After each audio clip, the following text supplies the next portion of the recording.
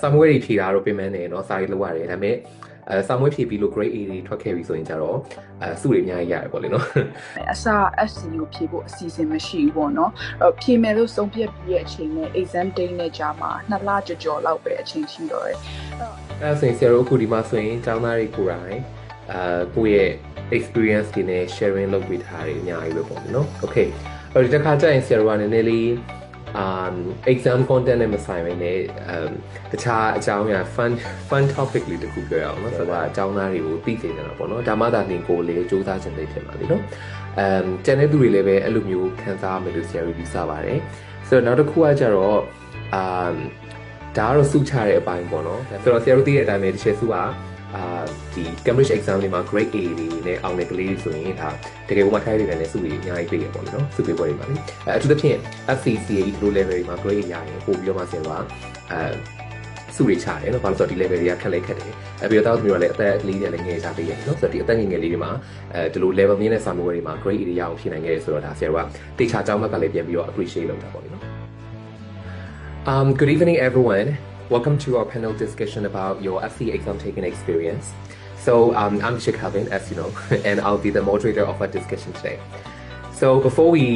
get into our discussion today, I would like you to introduce yourself. So starting with Yednajo. Yes. So hello everyone, my name is Yednajo and I took FCA exam in April 2025 and I got grade E. Greetings everyone, my name is Ingrid Hu from CA and I took FCE in April 2025 as well and got grade E. Hi guys, my name is Basil Jack and I also took FCE exam in April 2025 and I was also one of the grade A achievers. Wonderful evening everyone, my name is Shirley Pugh and I also took my FCE Cambridge exam in 2025 April and I achieved grade E as well. Hello everyone, my name is Pong Bai and I also took FCE exams in April 2025 and I'm grateful to achieve grade E. Okay, nice to see you all. All right. So ဆရာတို့အခု discussion panel discussion လို့ဆရာမြန်မာလိုပဲပြောပါမယ်အဓိကတော့ဒီ video ကြည့်နေတဲ့ကျောင်းသားကျောင်းသူတွေပြီးရင်မိဘတွေပေါ့နော်ဆိုတော့လူတိုင်းအကုန်လုံးအဆင်ပြေအောင်ဆရာမြန်မာလိုလေးပဲ interview အစားအဆုံးဆရာပြောမယ်ပေါ့နော်အဲ့တော့အားလုံးပဲတွေ့ရတာဝမ်းသာပါတယ်နောက်တစ်ချိန်ပေါ့နော်ဆိုတော့ဆရာတို့ဟိုအရှိမှာတော့ exam preparation class တွေမှာတော့ဆရာခဏခဏတော့တွေ့ဘူးရပေါ့လေနော်ဆိုတော့အရင်ဆုံး congratulations ပါနော်FCA exam မှာ grade A နဲ့အောင်မြင်ခဲ့ကြတဲ့အတွက်လေနော်Okay ကြည့်ရဆရာတို့ဒီနေ့ discussion ရဲ့ပထမအဆုံးမေးခွန်းလေးကဆရာရေနာကျော်ကိုမေးချင်တယ်ပေါ့နော်ဆိုတော့ဒီသမီးအနေနဲ့ FCA exam အတွက်ပြင်ဆင်တဲ့ကာလဆရာတို့ကျောင်းမှာဆိုရင် exam preparation ဖွင့်တာ2လကျော်3လနေပါလောက်ရှိရနော်ဆိုတော့အဲ့ဒီ exam ပြင်ဆင်တဲ့ဒီ FCA exam အတွက်ပြင်ဆင်တဲ့ preparation period မှာသမီးအနေနဲ့ challenges တွေအများကြီးကြုံတွေ့ရခဲ့မယ်လို့ဆရာတို့ယူဆတယ်ကျောင်းသားကျောင်းသူတိုင်းလို့အခက်အခဲတွေကတော့ကိုယ်စီရှိပါမယ်ပေါ့နော်အဲ့တော့သမီးအနေနဲ့ကဒီ exam preparation ကာလမှာဘယ်လို challenges တွေကိုအဓိကကြုံတွေ့ခဲ့ရလဲပြီးရင်အဲ့ဒီ challenges တွေကိုသမီးအကောင်းဆုံးဘယ်လိုဖြေကျော်လွှားခဲ့လဲပေါ့နော်ဆိုတော့အဲ့ဒါလေးနဲ့ပတ်သက်လို့သမီးရဲ့အတွေ့အကြုံလေး share လုပ်ပေးပါဦးနော်biggest challenge ကတော့ပေါ့နော် time management လို့ပြောလို့ရမယ်အစ FC ကိုဖြေဖို့အစီအစဉ်မရှိဘူးပေါ့နော်ဖြေမယ်လို့ဆုံးဖြတ်ပြီးရဲ့အချိန်နဲ့ exam date နဲ့ကြာမှာ2လကျော်လောက်ပဲအချိန်ရှိတော့တယ်အဲ့တော့အစဒီ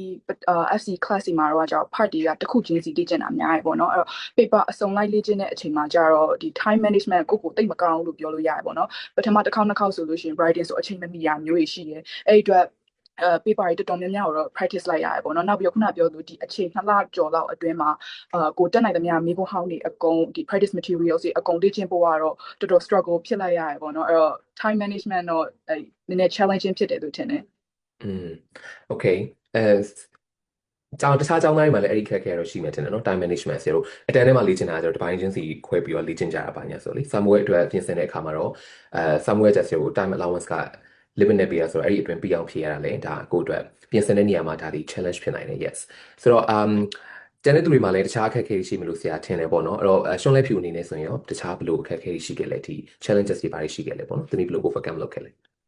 ဟုတ်သမီး challenge ကတော့ time management ပဲဒါပေမဲ့သမီးက reading မှာထက် writing နဲ့ speaking မှာပိုဖြစ်တာများတယ်။ဘာကြောင့်လဲဆိုတော့ writing မှာက planning stage ကောပြီး writing stage ကောနှစ်ခုပြင်ဆင်ရတယ်ပေါ့နော်။အဲကြတော့ကိုကတကယ် planning မှာတတိကျကျလုပ်ထားမှာဒါပေမဲ့ planning မှာလည်းအချိန်ကြီးအများကြီးကုန်လို့ကလည်းမရဘူးတကယ် implement ရေးရဲ့အခါမှာလည်းတတိကျကျပြန်စဉ်းစားပြီးရေးရတယ်ဆိုတော့အဲ့ဒီမှာတော့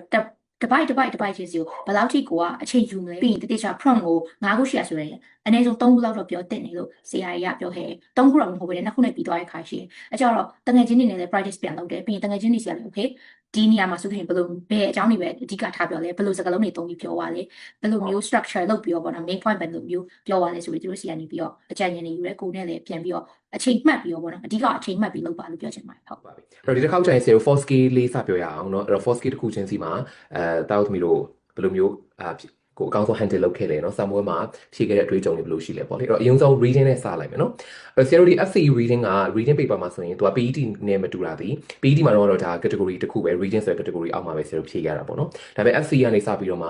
reading paper မှာ category နှစ်ခုကွဲသွားတယ်အဲ့ဒီတစ်ခုချင်းစီမှာသားအနေနဲ့အကောင်းဆုံးဘယ်လိုပြင်ဆင်ခဲ့လဲเนาะပြီးရင်သားလက်တွေ့သုံးခဲ့တဲ့ဒီ reading နဲ့ရော use of English နဲ့ရောနှစ်ခုလုံးပါပေါ့เนาะသားကိုယ်တိုင်လက်တွေ့ကျင့်သုံးခဲ့တဲ့tips လေးတွေဆရာတို့ sharing လုပ်ပေးပါဒီ video ကြည့်နေသူတွေရောပေါ့เนาะဟုတ်ကဲ့ပါခင်ဗျကျွန်တော်ကတော့မှန်တိုင်းပြောရမယ်ဆိုရင် reading ကကျွန်တော်တို့အခက်အခဲဆုံးတော့ scale လို့ပြောရမှာခင်ဗျဘာဖြစ်လို့ဆိုတော့ကျွန်တော်ကိုယ်တိုင်ကလည်းစာအုပ်မဖတ်တဲ့ယောက်ျားလေးတစ်ယောက်ဖြစ်တဲ့အတွက်comprehension မှာအခက်အခဲလေးမျိုးစုံကြုံတွေ့ခဲ့ပါခင်ဗျပြီးတော့ကျွန်တော်က grammar နဲ့အားနဲ့ရော use of English မှာအမှတ်အများဆုံးမှားခဲ့ပြီးပေါ့ကျွန်တော် grade တွေလည်းအများကြီးကျခဲ့အဲ့အကြောင်းကိုကျွန်တော်သိခဲ့ပါခင်ဗျဒါပေမဲ့အဲ့အကြောင်းကျွန်တော်ကအမြဲတမ်းreading မှာအားဆိုင်လုပ်ခဲ့ခင်ဗျpreparation class ကလည်းပေးခဲ့ technique ဆို method ဆိုလည်းအသုံးပြုခဲ့ရခင်ဗျကျွန်တော်မှတ်မိတဲ့တစ်ခုကတော့ switching off method ဆိုတဲ့ဥစ္စာပါခင်ဗျoption ၄ခုရှိရဆိုပါစို့အဲ့ option ၄ခုထဲမှာမဖြစ်နိုင်ဆုံးဥစ္စာကိုအရင်ဆုံး eliminate လုပ်ခြင်းအပြင်တစ်ဖြည်းဖြည်း practice လုပ်ခြင်းအပြင်နောက်ဆုံးမှာတော့ကျွန်တော်အဆင်ပြေသွားခဲ့ပါခင်ဗျokay အဲ့တော့ဒါပြောတဲ့ technique ဆိုရင်လည်းဒါ reading techniques အများကြီးရှိတဲ့ထဲမှာသုံးလို့ရတဲ့ဟာပေါ့နော်okay ဆိုတော့တာဖုံးပိုင်မယ်ဆက်ပြီးတော့မှဆရာမေးချင်တာလေဒီစာမွေးဖြည့်တဲ့ 4 scale မှာဒါဘယ်အပိုင်းတွေမှာပေါ့နော်ဒီ reading writing listening speaking ဘယ်အပိုင်းတွေမှာဒါအဓိက nervous ဖြစ်ခဲ့လဲနော်လူတိုင်းတော့ nervous ဖြစ်မှာပဲစာမွေးဖြည့်ဆိုကြလေဒါပေမဲ့ဒါအနေနဲ့ဘယ်အပိုင်းတွေမှာ nervous ဖြစ်ခဲ့လဲပြီးရင်အဲ့ဒီ nervous ဖြစ်တဲ့ situation ကိုဒါဘယ်လို overcome လုပ်ခဲ့လဲကြော်သွားခဲ့လဲပေါ့နော်ဆိုတော့အဲ့ဒါလေးတစ်ချက်လောက်ပြောပြပါဦးဟုတ်ကဲ့ပါခင်ဗျကျွန်တော်ကတော့ဗျဆရာပြောခဲ့တဲ့အတိုင်းပါဗျလူတိုင်းက nervous ဖြစ်မှာဗျအဲ့အကြောင်းပဲကျွန်တော်တုံးမြင်ကျွန်တော် nervous ကို overcome လုပ်ခဲ့ရတယ်ဘာလို့လဲဆိုတော့လူတိုင်းကဖြစ်မှာပဲလေဗျ FCE exam ဆိုတော့ pressure ရှိတယ်peer pressure လည်းရှိတယ်ကိုယ်တိုင်းကလည်း negative thoughts တွေလည်းရှိမှာပဲအဲ့ကို affect မဖြစ်ဖို့ကအရေးကြီးဆုံးပါပဲခင်ဗျဒါပေမဲ့အဲ့လို affect မဖြစ်ဖို့သူက practice လုပ်တိုင်းပိုကောင်းတယ်လို့ကျွန်တော်ယူဆပါတယ်ခင်ဗျဘာလို့ဆိုတော့ကိုယ်တိုင်းကမြpractice လုပ်ခဲ့တာနဲ့ကျွန်တော်နဲ့မှာတော့ကျွန်တော် speaking မှာဖြစ်ခဲ့ပေါ့ခင်ဗျအရင် pressure များပြီးတော့ negative ဝင်ခဲ့ဒါပေမဲ့ကျွန်တော်ကိုယ်တိုင်ပြန်စဉ်းစားခဲ့ကျွန်တော် practice လုပ်ခဲ့ဥစ္စာပြန်စဉ်းစားခဲ့ကျွန်တော်ကောင်းပြောခဲ့အကြောင်းအရာတွေပြန်စဉ်းစားခဲ့တော့ကျွန်တော်တဖြည်းဖြည်းနဲ့ negativity ရောက်ပြီးတော့ positivity တိုးလာပါပေါ့အဲ့ဒါနဲ့တဖြည်းဖြည်းနဲ့ကျွန်တော်exam တွေနဲ့ရောက်တော့ကောင်းအနေနဲ့ fluently ပြောခဲ့ပါခင်ဗျကျွန်တော်vocab တွေလည်းအများကြီးသုံးနိုင်ခဲ့ကြော်ကြော်ဝါသုံးနိုင်ခဲ့ပြီးတော့အဓိကတော့ naturally ပြောဖို့ကအရေးကြီးပါခင်ဗျဟုတ်တယ်အဲ့ဒါတော့စိတ်ငြိမ်မှပြောနိုင်မယ်ကျွန်တော်သိမှာခင်ဗျဒါလည်းခင်ဗျဟုတ်တယောက်နဲ့တယောက် nervous ဖြစ်ပုံကျွန်တော်မတူကြဘူးပေါ့နော်ဒါပေမဲ့တားဖုံးပိုင်ပြောတဲ့ nervousness ကတော့ဒါလူတော်များများရှိမှထင်တယ်နော်ဆို speaking မှာဆိုရင်ဖြစ်တယ်လေနော် okay ဟုတ်ပါပြီအဲ့တော့ကျန်တဲ့သူတွေရောဒီဖုံးပိုင်နဲ့မတူတဲ့တခြား nervous ဖြစ်ခဲ့တဲ့ကိုယ့်ရဲ့ကိုယ်ပိုင် experience လေး sharing လုပ်ပေးပါဦးnervous တော့ပေါ့နော် 4 skill သုံးပါဆိုလို့ရှိရင် reading ဖြစ်တဲ့အချိန်မှာတော့အရင် nervous ဖြစ်တယ်ပေါ့နော်practice လုပ်တော့လည်းဒီ reading paper မှာအမှတ်အနည်းဆုံးရခဲ့တာမျိုးရှိတယ်ပေါ့နော်အဲ့တော့ reading ကို nervous အရင်ဖြစ်တယ်ဒါပေမဲ့တကယ်ဖြည့်ရဲ့အချိန်မှာကျတော့ဒီ nervous ဖြစ်တာကိုရောကြဖို့အတွက်ဆိုပြီးတော့စာရွက်ရချင်းဖြည့်တာကဒီလွယ်တဲ့ part တွေကိုအရင်ဖြည့်ဖြစ်တယ်ပေါ့နော် for example part 2တို့3တို့ဆိုလို့ရှိရင်ကိုကလည်းရတယ်နောက်ပြီးတော့အချိန်နဲ့တိတ်မကုန်ဘူးပေါ့နော်အဲ့လိုမျိုး part တွေကိုအရင်ဖြည့်လိုက်တယ်ဖြည့်လိုက်တော့ကျတော့ကိုနည်းနည်းခက်တယ်လို့ထင်တယ်အချိန်ပိုပေးရတဲ့ for example reading part 5တို့လိုမျိုးမှာကျတော့ကိုဒီဟာကိုရှေ့ကလွယ်တဲ့ဟာဖြည့်ပြီးသွားပြီဖြစ်တဲ့ဒါရို့လည်းအချိန်များများပို့ပေးနိုင်တယ်ပေါ့နော်တကယ်လို့ကိုကမဟုတ်ဘူးအဲ့လိုမရတဲ့ဟာတွေအရင်ဖြေမယ်ဆိုလို့ရှိရင်ဒီဟာမရပါလားဆိုပြီးအဲ့ဒီဟာကိုပဲစိတ်ရောက်နေပြီးတော့လွယ်တဲ့ဟာတွေပါမဖြေနိုင်ဘူးဒါမျိုးရှိတတ်တယ်ပေါ့နော်အဲ့တော့အဲ့ဒီအတွက် nervous ဖြစ်တာကိုရောကြဖို့တော့လွယ်တဲ့ဟာလေးတော့အရင်ဖြေခဲ့တယ်ပေါ့နော်ပေါ့နော်ဒါသမီးပြောတဲ့နီလန်ဆိုလို့ရှိရင်လေအကြောင်းကအများစုသိပြီးသားပဲလေနော်စာမေးပွဲမှာကိုရတဲ့အပုတ်တွေကိုအရင်ဦးစားပေးပြီးတော့မှဖြေမရတာတွေကိုအရင်စဉ်းစားနေရလို့ရှိရင်ခဏလေး skip လုပ်တော့ပေါ့နော်ဒါပေမဲ့တခုတော့ရှိတယ် blank တော့မထားခင်နဲ့ပေါ့နော်အကုန်လုံးတော့ဆရာတို့တက်နိုင်ဆုံးကြိုးစားပြီးတော့ဖြေခဲ့ရမယ်နော် okay ဟုတ်ပါပြီအဲ့တော့ဒီတစ်ခေါက်ကသမီး Andrew ဖူးပင်းဖြူကိုဆရာနည်းနည်းလေးမေးချင်ပါတယ်နော်အဲ့တော့ဆရာတို့အခုဆိုရင်ဒီရှက်ဆူ International School မှာကstarters ကနေစပြီးတော့နောက်ဆုံး CAE ထိအောင်ဆရာစာမွေးတွေဖြေမယ်ဆိုရင် exam preparation class တွေအကြောင်းသားတွေကိုဖွင့်ပေးပြီးတော့မှတေချာ train ပေးရပေါ့နော်ဟိုပုံမှန် regular attend တွေကလည်းဒါပုံမှန်တက်တယ်ဒါပေမဲ့စာမွေးဖြည့်ဖို့ဆိုရင်စာမွေးအတွက်ကိုတည်တံ့ထပ်ပြီးတော့မှဆရာတို့2လ3လ preparation class တွေဖွင့်ပေးရပေါ့နော်တစ်ချက်စုကြပါလေအဲ့တော့ဒီ FC အတွက်လည်းဆရာတို့တမီတို့အကြောင်းသားတွေအကုန်လုံးဒါ exam preparation class ကိုအနီးကပ်ပေါ့နော်2လကျော်နီးပါးလောက်တေချာပြင်ဆင်ခဲ့ပေးရပေါ့နော်ဆိုတော့အဲ့ဒါနဲ့ပတ်သက်ပြီးတော့မှတမီ entry ဖူးခွင့်ပြုအနေနဲ့ကဒီ exam preparation class ကနေပြီးတော့မှတမီဘယ်လို benefits တွေရခဲ့လဲနော်ဒီ exam preparation class ကြောင့်မလို့တမီစာမေးပွဲမှာကောင်းကောင်းမွန်ဖြည့်ဆို့နိုင်ခဲ့တဲ့အချက်လေးတွေကိုဆရာတို့နည်းနည်းလောက် sharing လုပ်ပေးပါဦးဆိုတော့တစ်လားအောင်တင်နေရဆိုတော့တက်နည်းနည်းအများကြီးရရှိပေးပါတယ်အဓိကတော့ reading part 6မှာတော့သူကစာမေးပွဲအတွက်ပဲ benefit ဖြစ်ခဲ့ရမှာပုံပြနေသူက regular class အတွက်လည်း benefit တွေအများကြီးပေးခဲ့တယ်ဘာဖြစ်လို့လဲဆိုတော့ရကြတော့ exam technique ဆိုတော့ high time management မှာပါသွားတဲ့ခါကျတော့ regular class တွေအတွက်လည်း benefit တွေအများကြီးပေးတယ်ပြီးတော့နောက်တစ်ခုကကျတော့ attend ပြင်မှာဆိုရင် preparation class ပြင်မှာဆိုရင်ကိုကအဓိကကိုယ့်ရဲ့ weakness reading ကိုပဲ focus လုပ်တာများနေတော့ writing တော့တိတ်ပြီးတော့အချိန်မပေးနိုင်ဘူးအဲ့တော့ဒီ attend မှာလည်းကြားလဲကြားတော့ professional feedback တွေလည်းရတယ်ပြီးတော့တခြားလူတွေရဲ့ feedback တွေကိုလည်းနားထောင်ခွင့်ရတယ်ဆိုတော့ benefit တွေအဲ့ရနေပြီးတော့အများကြီးရတယ်ပြီးတော့အဲ့ရနေပြီးတော့ပေါင်းပြီးတော့ထပ်ပြီးတော့ကိုယ်ပိုင် technique တစ်ခုလုပ်ခဲ့တာကြတော့teacher တွေက feedback ပေးတဲ့အခါကျရင်တို့ဘာအကြောင်းကို base aspect တွေကိုကြည့်ပြီးတော့ feedback ပေးတာလေအဲ့ဒါဆိုရင်အဲ့ teacher တွေလိုမျိုးကိုယ့်အဖြေလောက်ပြန်စစ်တဲ့အခါကျရင်ဘယ်လိုပြန် recheck လုပ်နိုင်လဲဆိုပြီးတော့အဲ့ဒါကို exam မှာလေး practical အနေနဲ့ပြန်ပြီးတော့ apply လုပ်နိုင်ခဲ့ပါတယ်okay ဆိုတော့preparation class ကနေတော့ဒါတော်တော်များများတော့တော်တော်လေး benefits တွေရမယ်လို့ဆရာတို့ယူဆတယ်ပေါ့နော်ဒါပေမဲ့တယောက်နဲ့တယောက်တော့လက်တွေ့ apply လုပ်တဲ့ပုံစံတော့ကွာမှာပေါ့လေနော်ဟုတ်ပါပြီအဲ့တော့နောက်မေးခွန်းတစ်ခုကကြတော့တမီရှွန်လက်ဖြူကဖြေပေးပေါ့နော်ဆိုတော့အဲ့ဒါပါလဲဆိုတော့ listening ဆရာတို့ listening အကြောင်းလေးနဲ့ပြောရအောင်နော်ဆိုတော့ listening မှာဆိုရင်တမီရှွန်လက်ဖြူအနေနဲ့ဒီ၄ပိုင်းရှိတဲ့ထဲမှာတမီအတွက် challenging အဖြစ်ဆုံးအပိုင်းကဘယ်အပိုင်းဖြစ်မလဲပြီးရင်တမီအဲ့ဒီ challenge ကိုအကောင်းဆုံးဘယ်လို handle လုပ်ခဲ့လဲနော်ဒါလေးတစ်ချက်လောက်ပြောပြပါဦးဟုတ် listening လေးပိုင်းမှာတော့ part 4က challenging ဖြစ်ဆုံးမှာတမီတို့တခြား exam taker တွေလည်းအဲ့လိုပဲလို့ပြောထင်ပါတယ်ပေါ့နော်။ဘာကြောင့်လဲဆိုတော့ part 4မှာကသူကမေခွန်းနဲ့ speaker တွေကအဲ့လိုမျိုးမကိုက်တာရှိတော့ continuously ဇက်တိုက်သွားတာပြီးရက်တဲ့ pause လုပ်တဲ့နေရာလုံးဝမရှိဘူး။အဲ့ကြတော့ကိုကအာရုံတိတ်ချာစူးစိုက်ပြီးတော့ speaker ပြောတာနဲ့စာရွက်ထဲမှာရှိတဲ့ question တွေကဘယ်နာကသူပဲချင်းပြောလို့ရှိရင်ဘယ် question လဲဆိုတော့သိအောင်လုပ်ရတယ်ပေါ့နော်။အဲ့ဒီမှာအခက်အခဲတွေ့ခဲ့တယ်။ဘယ်လိုမျိုးကြော်လွှားခဲ့လဲဆိုလို့ရှိရင်အရင်ဆုံး question တွေကိုတိတ်ချာတမိဖတ်တယ်ပြီး underline တွေလုပ်တယ် option တွေကိုကြတော့အဲ့လောက်ထိခေါင်းထဲမှာတိတိကျကျမဖတ်ဘူးဒီ skimming မဲ့လုပ်လိုက်တာများတယ်ပြီးကြလို့ရှိရင်တကယ်နားထောင်တဲ့အချိန်မှာ option တွေကိုလေဟာမဖတ်ရသေးဘူးဆိုပြီးတော့အဲ့လိုမျိုး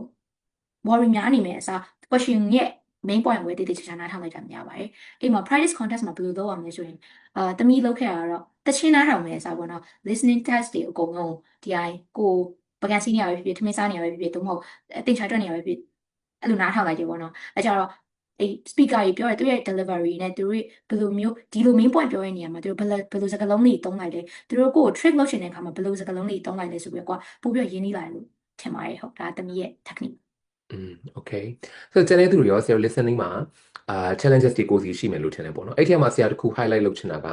multitask လုပ်ရတယ်ဟုတ် listening မှာဆိုရင်လေဆရာမေးခွန်းလည်းဖတ်ရတယ်ပြီးရင် audio file လည်းနားထောင်ရတယ်ဒီနေရာမှာတချို့ကျောင်းသားတွေ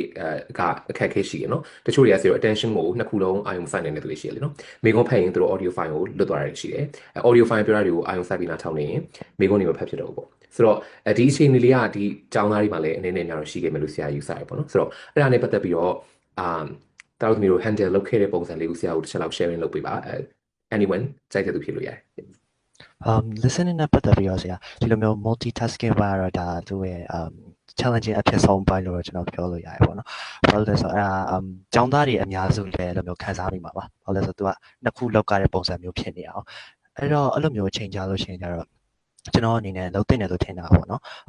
အရင်ဆုံးဒီအချိန်ပေးထားတဲ့ထဲမှာသူရဲ့ survey တွေ paragraphs တွေ extract တွေကိုအဲ့လိုမျိုးတတိချာဖတ်ပြီးတော့ပြီးလို့ရှိရင်ခေါင်းထဲမှာexam preparation တော့ကျွန်တော်တို့တင်ထားပြီးခဲ့တဲ့လိုပုံစံမျိုးပဲခေါင်းထဲမှာအဲ့ဒီဟာတွေကိုကိုယ့်ဘာသာကို on words နဲ့ပဲဖြစ်ဖြစ် translate လုပ်ပြီးတော့အဲ့လိုမျိုးတင်ထားမယ်မှတ်ထားမယ်ပြီးလို့ရှိရင်တချို့နေရာလေးဆိုရှင်မေခွန်းတွေ highlight တင်တာဆိုရှင် highlight ထားမယ်ဆိုလို့ရှိရင်တော့တော်တော်များတော့ cover ဖြစ်မယ်လို့တော့ထင်ပါတယ်အဲ့ဒီခါကြလို့ရှိရင်ကျတော့တကယ်ပြောလိုက်တဲ့အခါကြလို့ရှိရင်speaker ပြောလိုက်တဲ့အခါကြလို့ရှိရင်ကိုကဒီ option တွေဒီ question တွေကိုတွေ့မယ်တွေ့ပြီးတော့ခါကြလို့ရှိရင်ဒါကိုခေါင်းထဲမှာတန်းပြီးတော့သိသွားမယ်ဒီဟာကြီးကိုတစ်ခေါက်ထပ်ပြီးတော့ဟိုစား translate လုပ်ပြီးတော့ multitask လုပ်ပြီးတော့ဟိုစားခေါင်းရှုပ်ခံနေစရာမလိုတော့ဘူးပေါ့နော်ပြီးလို့ရှိရင်နောက်ထပ်အရေးကြီးတဲ့ကိစ္စတစ်ခုကျွန်တော် highlight လုပ်ပေးချင်တာကြတော့ပေါ့နော်ကျောင်းသားတွေတော့များဒီ listening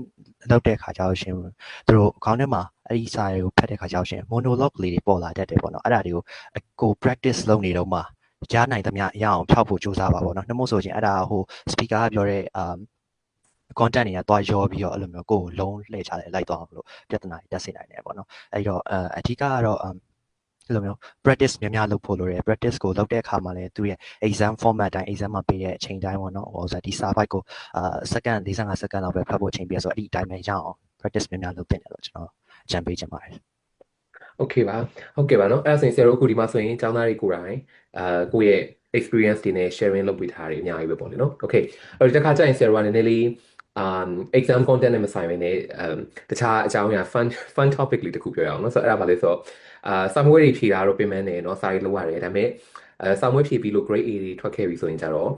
့စုတွေအများကြီးရတယ်ပေါ့လေเนาะဆိုတော့ဆရာတို့သိတဲ့အတိုင်းပဲတစ်ချက်စုကဒီ Cambridge exam တွေမှာ grade A တွေနဲ့အောင်တဲ့ကလေးတွေဆိုရင်ဒါတကယ်ကိုမှထိုက်တဲ့နဲ့စုတွေအများကြီးပေးရပေါ့လေနော်စုပေးပွဲတွေမှာလေအထူးသဖြင့် FCCA ဒီလို level တွေမှာ grade A ရရင်ပို့ပြီးတော့မှဆရာတို့ကစုတွေချတယ်နော်ဘာလို့ဆိုတော့ဒီ level တွေကခက်လိုက်ခက်တယ်ပြီးတော့တောက်သမီးတို့လည်းအသက်ကလေးတွေကလည်းငယ်ကြသေးရလေနော်ဆိုတော့ဒီအသက်ငယ်ငယ်လေးတွေမှာဒီလို level မြင့်တဲ့စာမေးပွဲတွေမှာ grade A တွေရအောင်ဖြေနိုင်ခဲ့ရဆိုတော့ဒါဆရာတို့ကတေချာကျောင်းဘက်ကလည်းပြန်ပြီးတော့ appreciate လုပ်တာပေါ့လေနော်ဆိုတော့အဲ့ဒါနဲ့ပတ်သက်လို့တောက်သမီးတို့ရဲ့ခန်းစားချက်လေးတွေကိုဆရာနည်းနည်းလေးသိချင်တာပေါ့နော်ဒီလိုမျိုးကို grade A ရတဲ့အပေါ်မှာကျောင်းဘက်ကနေပြီးတော့မှတတိချာချာပြန်ပြီးတော့appreciate လုပ်ပေးတဲ့အပေါ်မှာဘယ်လိုခန်းစားရလဲเนาะဒါနဲ့ပတ်သက်လို့ကိုဘယ်လိုမြင်လဲပေါ့နော်ဆိုတော့အဲ့လေးဆရာတို့တစ်ချက်လောက်ပြောပြပါသမီးအင်္ဂလိပ်ခုပွင့်ပြပြောပြပါအဲ့လိုခံစားရမယ်လို့ထင်ပါတယ်လူတိုင်းလည်းအဲ့လိုခံစားရမယ်လို့ပဲထင်ပါတယ်state symbol တက်ဖို့ကြည့်နေဟိုငါလုပ်ခဲ့တာစူးစမ်းခဲ့တာတွေကအချိန်ကဒါ what the time ဖြစ်သွားတာလားဒီစူးစမ်းခဲ့တာတွေကတကယ်လဲစုလက်ရခဲ့ပါလားဆိုပြီးတော့ကို proud ဖြစ်တယ်ပေါ့နော်လူတိုင်းလည်းအဲ့လိုခံစားရမယ်လို့ပဲထင်ပါတယ်ဟုတ်အဲ့လိုခံစားရတယ်လေဆရာတို့လည်းဝမ်းသာပါနော်ဘာလို့လဲဆိုတော့အဓိကဆရာကအဲ့လို feeling မျိုးဖြစ်စေချင်တဲ့အကြောင်းသားတွေကိုလေကိုအချိန်တွေကိုယ့်ရဲ့အင်အားတွေပေးပြီးတော့လုပ်လိုက်တဲ့ကိစ္စတစ်ခုကပြန်ပြီးတော့မှအတိအမှတ်ပြုခံရတယ်ဆိုတာကိုဆရာတို့ကအကြောင်းသားတွေကိုသိစေချင်တာပေါ့နော်ဒါမှသာလင်ကိုလည်းစူးစမ်းခြင်းသိဖြစ်မှာလေနော်ကျန်တဲ့သူတွေလည်းပဲအဲ့လိုမျိုးခံစားရမယ်လို့ဆရာတို့ယူဆပါတယ်ဆိုတော့နောက်တစ်ခုကကျတော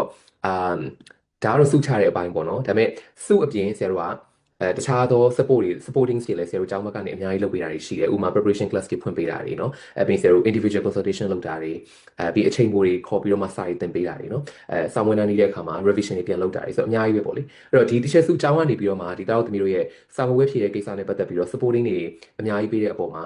ဘယ်လိုခံစားရလဲเนาะဒီကျောင်းဘက်ကလုပ်ပေးထားတဲ့ supporting တွေကကိုယ့်အတွက်beneficial ဖြစ်တယ်လို့ခံစားရလားပေါ့နော်စာမွေးမှာရောဘယ်လိုအထောက်ပံ့နေဖြစ်ခဲ့လဲเนาะဒါလေးနဲ့ပတ်သက်ပြီးတော့ဒါဖုံးပိုင်ရတစ်ချက်လောက် sharing လုပ်ပေးပါဦးဟုတ်ကဲ့ပါခင်ဗျကျွန်တော်ကိုယ်တိုင်ကလည်းကျွန်တော်ရဲ့စူးစမ်းချက်ကိုဒီကျေစုက appreciate လုပ်တယ်လို့ကျွန်တော်ခံစားပါတယ်ခင်ဗျဘာလို့လဲဆိုတော့ကျွန်တော်တို့ဒီ preparation period မှာကျွန်တော်တို့ FC reading and writing ကိုfree of charge နဲ့ပေးတာပါခင်ဗျပြီးတော့ကျွန်တော်တို့ကလည်းကျွန်တော်တို့လောက်တော့ရမယ်ဆိုတော့ကျွန်တော်သိရတဲ့တခါကျရင်လည်းကျွန်တော်demotivation ရှိရပါခင်ဗျာကျွန်တော်ကလေ grade 11ကျောင်းသားဖြစ်တဲ့အတွက်တခါလေကြာရင် somewhere နဲ့ကျောင်းစာရင်းနဲ့ပြီးရတဲ့အတွက်တခါလေစာမလုပ်ချင်ပါခင်ဗျာဒါပေမဲ့အဲ့ဒီကျကျွန်တော်ရမယ်ရလက်တွေပြန်ကြည့်ရကျွန်တော် IELTS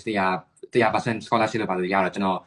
အကယ်ဒါ grade 11အဲ့လိုမျိုးစုမျိုးရခဲ့မှာပဲဆိုကျွန်တော်အပြန်ဖြစ်ရပါခင်ဗျာအဲ့လိုချင်းကျွန်တော်ကိုယ်တိုင်ကလည်း IELTS ဆိုအနာဂတ်မှာဖြည့်ဆုံးမဲ့ကျောင်းသားသူဖြစ်တဲ့အတွက်အဲ့လိုမျိုးလမ်းကြောင်းဥတည်ရသူဖြစ်တဲ့အတွက်ကျွန်တော်တို့ watch trying ဆိုတဲ့ feeling လေးရခဲ့ရပါခင်ဗျာအဲ့အကြောင်းလည်းကျွန်တော်ပြီးတော့ဒီ Jesuit International School ရဲ့preparation class တွေမှာလည်းresources တွေများတယ်လို့ကျွန်တော်ပြောပါမယ်ခင်ဗျာဘာလို့ဆိုတော့ကျွန်တော် past paper ပဲဖြစ်ဖြစ် listening audio တွေပဲဖြစ်ဖြစ်speaking question တို့ writing essay မျိုးစုံပြီး analyzing တို့ answer key ဆိုအဲ့လိုမျိုးစုံတွေကြောင့်ကျွန်တော်တို့ရှာဖို့အချိန်မကုန်ဘူးခင်ဗျာကျွန်တော်တို့လုပ်ဖို့ပဲအချိန်ရအောင်ခင်ဗျာဟုတ်ကျေးဇူးပါခင်ဗျာOkay ဆိုတော့တာဘက်သွားရထမှာဆိုရင် materials တွေအများကြီးဆရာတို့ supporting ပေးတာတွေဒါအတွက်ထောက်ကူဖြစ်ခဲ့ဒါလည်းရုပ်တရက်စဉ်းစားကြည့်လို့ရှင်တော့ဒါဆရာတို့ဘာမှမသိတာပဲမဲ့တကယ်စာမွေးဖြည့်ပြီးကိုယ်တကယ်စာလုပ်ပြီးဆိုရင်စာအုပ်တွေလည်းရှာရတာခက်တယ်လေနော်အဲ့တော့ဒါပေမဲ့ဒီချက်စုမှာဆိုရင်တော့စာအုပ်တွေအကုန် materials တွေအကုန်အပြည့်အဝပေးထားဖြစ်တဲ့တော့ဒါတွေကိုတခြားလေ့ကျင့်ရုံပဲပေါ့လေနော် Okay ဟုတ်ပါပြီဆိုတော့ဒီတစ်ခေါက်ကျရင်ဆရာပြန်ပြီး force skill ဘက်ကိုပြန်သွားရအောင်နော်writing နဲ့ပတ်သက်တာလေးဆရာပြောကြည့်ရအောင်ဆိုတော့ writing မှာဆိုရင် feedback ကအရေးကြီးတယ်နော်ဆရာ writing နဲ့ speaking တော့ feedback ပေါ်မှာအများကြီးမူတည်ပြီးတော့မှ improvement ရနိုင်တယ်ဆိုတော့ကြာလေအဲ့တော့တားပြည့်စုံချက်အနေနဲ့ဒီ writing မှာဆိုရင်ဆရာတို့ဒီ preparation class မှာဆိုရင် feedback တွေအများကြီးပေးတယ်နော်တားရဲ့ writing ကိုလေဆိုတော့ teacher feedback တွေမဟုတ်ဘဲနဲ့ကျောင်းသားချင်းပြန်ပြီးတော့မှကိုယ့်ရဲ့ classmate တွေကပေးရဲ့ peer feedback တွေလည်းရှိတယ်ဟုတ်ဆိုတော့ဒီလိုမျိုးကိုအတန်းနေထဲမှာရခဲ့တဲ့ teachers တွေရဲ့ feedback တွေနော် peer feedback တွေကတားအတွက် writing မှာဘယ်လိုအထောက်အကူတွေဖြစ်ခဲ့လဲဆိုတာဆရာတို့တစ်ချက်လောက်ပြောပြပါဟုတ်ကဲ့ပါဆရာကျွန်တော်ကိုယ်တိုင်ကလည်း writing မှာပေါ့နော်တိတ်ပြီးတော့အစာပိုင်းတော့မချောခဲ့ဘူးတအားကြမ်းခဲ့တဲ့သူဖြစ်တဲ့အတွက်ဒီ feedback တွေကတော့လုံးဝဒီဆောင်မေးပွဲအတွက်ရောတခြားဟာတွေအတွက်ပါအများကြီးအထောက်အကူဖြစ်ခဲ့ပါတယ်ကိုယ်တိုင်လည်းပထမဆုံးအစတော့ဆိုလို့ရှိရင်ဆရာရဲ့ဒီ cohesion coherent တွေပါတိတ်ပြီးတော့မကောင်းခဲ့ဘူးအားနည်းခဲ့ပြီးလို့ရှိရင်lexical resource ကလည်းအဲ့လောက်ထိမကြွယ်ဝခဲ့ဘူးဒါပေမဲ့အဲ့လိုမျိုးဒီဆီယာမတွေရဲ့ feedback တွေပါဟိုကြားရတဲ့အခါမှာပေါ့နော်ကိုယ့်ရဲ့ဒီအမားတွေကိုသိတာပဲကို reflect ပြန်လုပ်နိုင်တဲ့အခါကျတော့ရှင်ပြီးလို့ရှင်ဒါတွေကိုသိပြီးတော့ကိုယ့်ရဲ့နောက် writing ရေးတဲ့အခါကျလို့ရှင်ဘယ်ဟာလေးကိုရေးလိုက်လို့ရှင်ဘယ်လိုပိုကောင်းသွားမယ်ဆိုတာလေးကိုသိနိုင်တယ်အဲ့လိုမျိုး feedback တွေအပြင်ခုနကဆရာပြောတဲ့တကယ်ချင်းတွေဆီကနေပြီးတော့ feedback တွေပြန်တောင်းတာအစမျိုးတဲ့အခါကျလို့ရှင်ကျတော့လေဟိုတကယ်ချင်းတွေဘက်က point of view ကိုမြင်ရတယ်ပေါ့နော်ဒါဟိုကိုစာတခြားသူတယောက်ကဖတ်လို့ရှိရင်ဘယ်လိုမျိုးတွေ့မလဲဆိုတာပြီးလို့ရှိရင်တို့ရဲ့ suggestion လေးတွေရဆိုလို့ရှိရင်ဒီညမှာဒီလိုမျိုး synonym လေးငါသုံးလို့ရပါလားဒီညမှာဘယ်လိုကောင်းဒီထက်ပိုကောင်းအောင်ငါလုပ်လို့ရတာပဲအဲ့လိုမျိုးလေးကိုယ့်ရဲ့ idea အသစ်လေးတွေရလာစေရပါတော့ပြီးလို့ရှိရင်အထူးသဖြင့်အဲ့ preparation class တွေမှာဆိုလို့ရှိရင်ပေါ့နော်ဆရာကကျောင်းသားတွေကိုwriting feedback တွေကိုလိုမျိုးပေးရတဲ့အတွက်တခြားတငယ်ချင်းတွေရဲ့ feedback တွေကိုလည်းနားထောင်ပြီးတော့တို့ဆီကနေပြီးတော့ဘာတွေလေ့လာလို့ရလဲတို့ကဒီညရီမှာမှားသွားရပါညာအဲ့ဒါကိုပြန်ပြီးတော့ဆင်ခြင်လို့ရရပေါ့နော်အဲကြောင့်မလို့ဒီ writing feedback တွေကကျွန်တော်တို့ဆိုလို့ရှိရင်တော့အများကြီးအထောက်အကူဖြစ်ပါတယ်တခြားကျောင်းသားတွေတို့လည်းအများကြီးအထောက်အကူဖြစ်မယ်လို့ကျွန်တော်ထင်ပါတယ်ဟုတ်ကဲ့ကျေးဇူးပါသမီးအနေနဲ့ဆိုရင်ရောဒီ writing မှာအဓိကတော့သမီးကိုဆရာမေးစင်တာ teachers feedback ပေါ့နော်ဒီ exam preparation class က teacher တွေရဲ့ feedback တွေဒါမှမဟုတ်ဆိုလို့ရှိရင်သမီးရဲ့ regular အတန်းက teacher တွေရဲ့ feedback တွေပေါ့နော်ဆိုတော့ဒီ teacher စုမှာရှိတဲ့เนาะဆရာတို့ဒီဆရာမတွေရဲ့ပေးတဲ့ feedback တွေကသမီးစာမေးပွဲ writing ရေးတဲ့အခါမှာဘယ်လိုအပြောင်းအလဲတွေဖြစ်စေခဲ့လဲသမီးတို့ဘယ်လိုအကျိုးကျေးဇူးတွေရှိခဲ့လဲအဲ့ဒါလေးတစ်ချက်လောက်ပြောပြပါဦးဟုတ်impact ကတော့အများကြီးပဲရခဲ့ပေါ့နော်ကိုယ့်ကိုပေးရ feedback တွေမကဘူးအတန်းထဲမှာလည်းတခြားတငယ်ချင်းတွေကိုပေးရ feedback တွေကိုလည်းကိုကလုံးဝ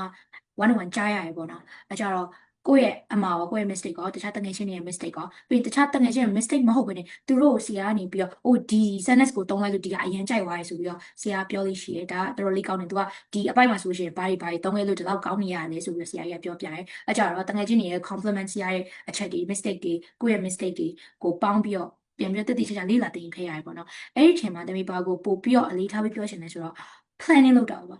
လူတော်များများက planning လုပ်တာကိုအလောက်ထိအရေးမကြီးလို့ထင်ကြတယ်အဲ့ဒီ regular class မှာဆိုလဲ writing test တွေပါတယ်လုပ်လို့ရှိရင် planning လုပ်တဲ့သူအရန်နေပါတယ်ဒါပေမဲ့လုပ်ပါလို့တိုက်တွန်းချင်ပါတယ် planning မှာဘယ်လောက်ထိဟွာကောင်းလဲဆိုလို့ရှင်ပေါ့နော် CRE ပေးရဲ့feedback တွေက paragraph planning လုပ်တဲ့အခါမှာ paragraph တစ်ခုမှာဆိုရင်ဘယ် grammar structure ကိုထည့်ခြင်းလဲဘယ် lexical change တွေထည့်ခြင်းလဲဘယ် content related vocabulary ထည့်ခြင်းလဲဆိုပြီးတော့တိကျအသေးစိတ်ကစအဲ့လိုမျိုး planning လုပ်သွားလို့ရှိရင်တကယ်ကိုယ်တိုင်ချရေးတဲ့အချိန်မှာအရန်အထောက်အကူပြုပါတယ် grammar pattern တွေကလည်းထပ်တလဲဒီတစ်ခုကိုပဲ simple မတောင်းတော့ဘူးပေါ့နော်ပြီးကြလို့ရှိရင် vocab တွေကလည်း repetitive မဖြစ်တော့ဘူးရှုလို့ပဲပေါ့နော်အဲ့လိုမျိုးအရန်ထောက်ကူပြုပါတယ်ဒါကတော့သမီးတွေ့ကြပါOkay ဆိုတော့ဆရာတို့ပေးရဲ့ feedback တွေကတကယ်စာမေးပွဲမှာလည်းအကျိုးရှိခဲ့ဆိုတော့သိရတဲ့အတွက်ဝမ်းသာပါတယ်เนาะဆိုတော့နောက်တစ်ခုကကြတော့ဆရာတို့motivation နဲ့ final လေးပြောရအောင်ဘာလို့လဲဆိုတော့စာမေးပွဲရတော့ဆရာတို့ပြင်ဆင်တာ3လနီးပါးလောက်ကြာတယ်အရှိမလည်းကိုကအတန်းကိုအကြာကြီးလည်းတက်ခဲ့သေးရဆိုကြလေတခါတလေပြင်မှန်းတာရှိမယ်เนาะစာမလုပ်ချင်တော့တဲ့အခါကြီးရှိမယ်ဒီလိုအခါတွေမှာကို motivated ဖြစ်အောင်ကိုဘယ်လိုတွေလုပ်ခဲ့လဲเนาะကိုရဲ့ဒီပြင်မှန်းနေတဲ့ခန္ဓာကိုယ်ရောစိတ်ရောเนาะစတားတွေအကုန်လုံးဆရာကဘယ်လိုပြန်ပြီးတော့ recharge လုပ်လဲပေါ့နော်ဆိုတော့အဲ့ဒါလေးနဲ့ပတ်သက်ပြီးတော့တားပြည့်စုံထက်က experience sharing လုပ်ပေးပါဦးဟုတ်ကဲ့ပါဆရာဒီလိုမျိုးပင်ပန်းနေတဲ့အချိန်မှာပေါ့နော်စလုပ်ဖို့ဆိုလို့ရှိရင်ဒါတော့ medical ဒါကြီးကခက်ခဲတဲ့ကိစ္စပဲပေါ့နော်ဘာလို့လဲဆိုတော့ကိုယ်လည်းဒါပင်ပန်းနေခဲ့ရဆိုတော့နောက်ထပ်ဘယ်သူမှတိတ်ပြီးတော့လုပ်ချင်ကြအောင်ပေါ့ဒါပေမဲ့အဲ့လိုမျိုးအချိန်မျိုးမှာပေါ့နော်တကယ်အရေးကြီးရဲ့တကယ် focus ထားပြီးတော့လုပ်တင်တယ်လို့ကျွန်တော်ပြောချင်တာကတော့ကိုယ့်ရဲ့စိတ်ကိုပြောင်းဖို့ပါပဲเนาะကိုယ့်ရဲ့စိတ်ထဲမှာငါဒီ FC ဆောင်မေးပွဲကိုဘာကြောင့်ဖြေချင်ခဲ့တာလဲပေါ့နော်အဲ့လိုမျိုးပြန်ပြီးတော့စဉ်းစားသင့်တယ်ကျွန်တော်အတွက်ကဆိုလို့ရှိရင်တော့ကျွန်တော်ကဒီ FC ဆောင်ပွဲဖြေပြီးတော့ဒီ C1 level ဆိုတဲ့ဟာမျိုးရချင်လို့ဖြေခဲ့ရပါပေါ့နော်အဲ့တော့ကျွန်တော်အများအားစဉ်းစားရအဲ့လိုအချိန်မျိုးကြလို့ရှိရင်ငါအခု ဒီ C1 level မရလို့ရှိရင်နောက်ထပ်ဘယ်နှစ်နှစ်လောက်နေမှရမှာလဲနောက်ထပ်အချိန်ဘယ်လောက်ကြာအောင်နေမှရမှာလဲဆိုပြီးတော့စဉ်းစားခဲ့ပါတော့အဲ့လိုမျိုးဆိုရှင် motivation တွေကဖွာကနေပေါ်ထွက်လာရပါတော့အဲ့လိုနဲ့ပဲဟိုစားရှေ့ဆက်နိုင်ခဲ့ပါတယ်ပြီးလို့ရှိရင်နောက်ထပ်လုပ်တင်တာကတော့ကိုယ့်ရဲ့ဒီ action တွေပေါ့နော်ကိုယ့်ရဲ့လှုပ်ဆောင်ချက်တွေအကျိုးဆက်တွေကိုပြန်ပြီးတော့စဉ်းစားတင်တယ်ပေါ့နော်ငါဒီနေ့ဒီအချိန်မှာနားလိုက်ခဲ့လို့ရှိရင်ဆောင်းမေးပွဲမှာတိတ်ပြီးတော့ရတော့မှာပေါ့ okay မနားလိုက်ခဲ့လို့ရှိရင်တော့ဒီဆောင်းမေးပွဲမှာပို့ပြီးတော့ရသွားမယ်ပေါ့နော်အဲ့တော့အဲ့ဒီနောက်ကျမှ regret ဖြစ်မလားဒါမှမဟုတ်လို့ရှိရင်အခုကြိုပြီးတော့လောက်ထားမလားဆိုပြီးတော့ကိုပြန်မေးပြီးတော့လုပ်တင်ပါတယ်ပြီးတော့အဲ့လိုမျိုးဒီကို mindset ကိုတတိယပြင်ပြီးသွားပြီဆိုလို့ရှိရင်လည်းကို active ဖြစ်အောင်နေပေါ့နော်ဟိုမှာရေထားတောက်တာပဲဖြစ်ဖြစ်လမ်းလျှောက်တာပဲဖြစ်ဖြစ်တအားပင်ပန်းနေရဆိုလို့ရှိရင်မျက်နှာတစ်ချလိုက်တာပဲရှိရေခဲပါနေပဲဖြစ်အကုန်ထည့်ပြီးတော့မျက်နှာတစ်ချအဲ့လိုမျိုးကိုလမ်းဝအောင်လုပ်ပြီးတော့မှစာပြန်ကြည့်ရမျိုးဆိုလို့ရှိရင်တော့အဲ့လိုမျိုးပဲကျွန်တော်ကတော့အဲ့လိုမျိုးနဲ့ပဲmotivate ကိုပြန်ပြီးတော့လုပ်ခဲ့ပါတယ်ရှားသူတွေနဲ့လည်းအဲ့လိုမျိုးနဲ့ပဲအထောက်အကူဖြစ်လောက်မှာလို့ကျွန်တော်မျှော်လင့်ပါတယ်Okay ဆိုတော့ဒါကတော့တယောက်နဲ့တယောက်နီးလန်းနေတော့ကွာမှာပေါ့လေနော်ဒါပေမဲ့အရေးကြီးတာတော့ဆရာတို့ရှေ့ဆက်သွားနေဖို့တော့လိုတယ်ပင်မရဲ့အနာယူပေါ့နော်အဲ့တော့ကိုနဲ့သင်ပြောတဲ့အနာယူရဲ့ပုံစံတစ်မျိုးနဲ့အနာယူပေါ့လေနော် Okay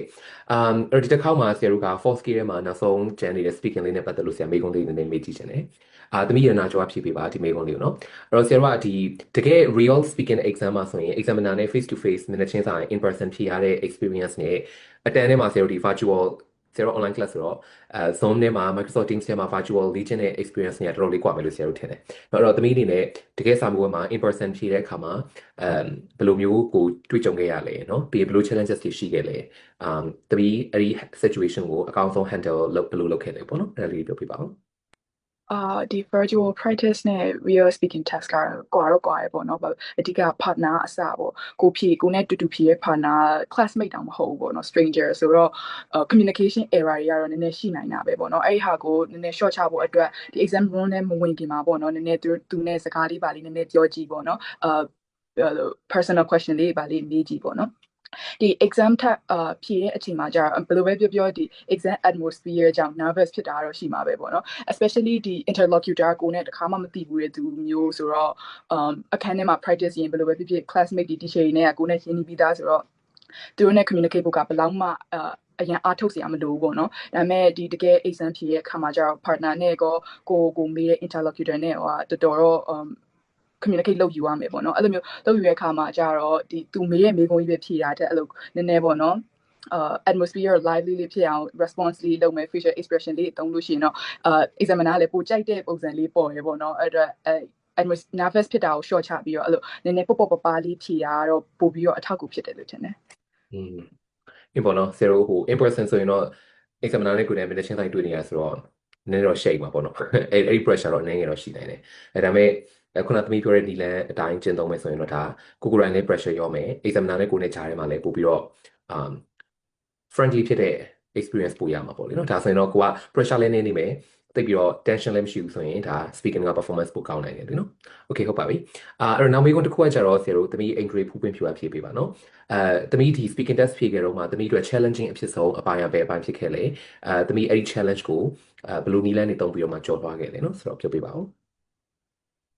ဆိုတော့ပထမဆုံးအစရကိုက speaking ကတော့ confident ဖြစ်နေပြီးသားပဲဖြစ်လဲဆိုတော့ daily life ဒီမှာလည်းအမြဲ English ကိုသုံးနေရဆိုတော့ဒါမဲ့တခုရှိတာဘာဖြစ်လဲဆိုတော့သူများနဲ့တူတူ engage လုပ်ပြီးတော့စကားပြောရဲ့အခါကျရင်အမှားယွင်းတွေပါအများကြီးရှိနိုင်တယ်ပြီးတော့ကိုယ့်ရဲ့ partner ကလည်းဘယ်လိုမျိုးလူလဲဆိုတာကိုကိုယ်ကကြိုမသိနိုင်တဲ့အတွက်အဲ့ဒါကြိုပြီးတော့ပြင်ဆင်လို့မရတဲ့ဟာပေါ့နော်အဲ့ဒါတခုတော့တတိထားရတယ်တကယ်အပြင်မှာ speaking test သွားဖြေတော့တခြားလူက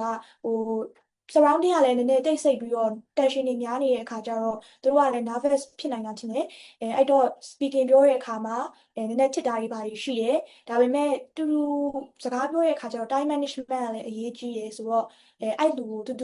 ူကူညီပေးတာပေါ့နော်တကယ်လို့ तू ကဒီစကားလုံးကဘာမှမသိဘူးဆိုရင်ဒါကိုပြောချင်တာလားဒီဟာကိုပြောချင်တာလားဆိုပြီးတော့တူ work together လုပ်လို့ရပါတယ်လို့အဲ့ဒါဆိုရင်သူ့ကိုလည်းကူညီရရောက်တယ်ပြီးတော့ကိုယ့်အတွက်လည်းကိုယ်အမှတ်ရတယ်အဲ့တော့နှစ်